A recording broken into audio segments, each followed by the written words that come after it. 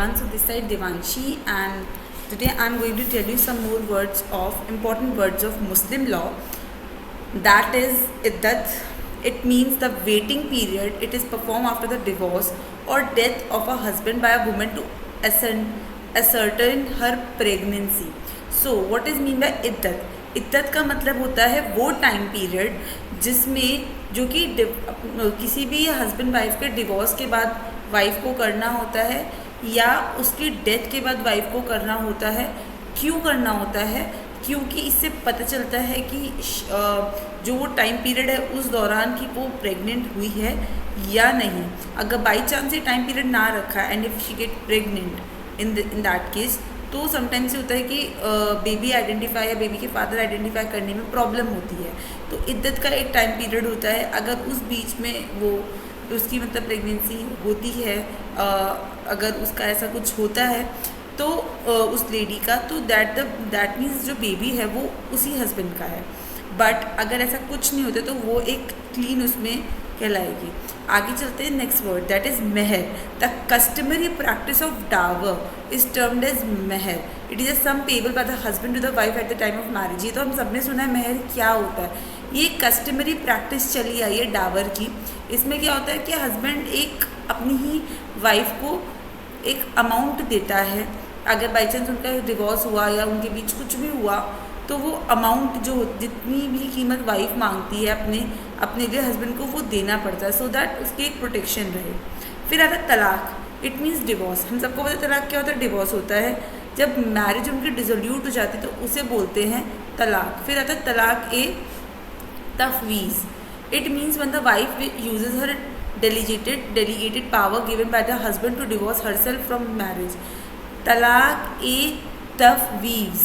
तफवीज़ का मतलब क्या होता है कि इसका मतलब था वाइफ जब अपनी खुद की पावर्स को जो कि उसे हस्बैंड ने दी होती है हस्बैंड टू डिवोर्स लेने के लिए उसे मैरिज से उसे बोलते हैं तलाक ए तफवीज़। फिर आता तुहर। It is a period when the women is free from her menstrual course. जब वुमेन अपनी मंथली साइकिल से फ्री हो जाती है तो उसे बोलते हैं तुहर।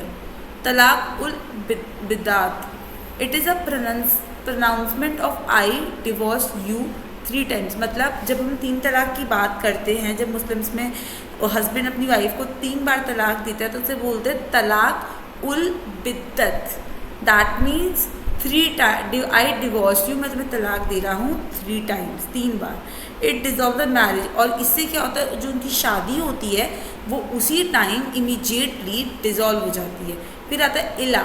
Husbands oath not to perform sexual intercourse with his wife for a period of 4 months. इला में क्या होता है कि हस्बैंड एक ओथ लेता है कि वो किसी भी तरीके का सेक्शुअल टर्म अपनी वाइफ के साथ नहीं बनाएगा for the period of 4 month. जिहर। इसका मतलब होता है it means to compare the wife with the woman under a prohibited degree of relationship. कि इसका मतलब क्या होता है कि अपनी वाइफ को कंपेयर करना किसी दूसरी लेडी के साथ जिसके साथ वो रिलेशनशिप में है। फिर आता है मुबारक। It is a kind of mutual divorce. ये क्या है? एक म्यूचुअल डिवोर्स होता है हस्बैंड वाइफ का आपस में, उसे मुबारक कहते हैं। खुला। It is the divorce at the request of the wife. ये डिवोर्स होता है वाइफ की रिक्वेस्ट पे, इसे खुला कहते हैं। फास्क। It means to cancel, annul, revoke, abrogate और abolish the marriage. It is a judicial divorce on the option of the wife. ये वाइफ के तौर पे डिवोर्स होता है, जो जुडिशियल डिवोर्स होता है। एब्रोगेट और एबॉलिश इससे क्या होती है, मैरिज एबॉलिश हो जाती है। So that's it for this video. I will back with some more important words of Muslim law. Till then, good day.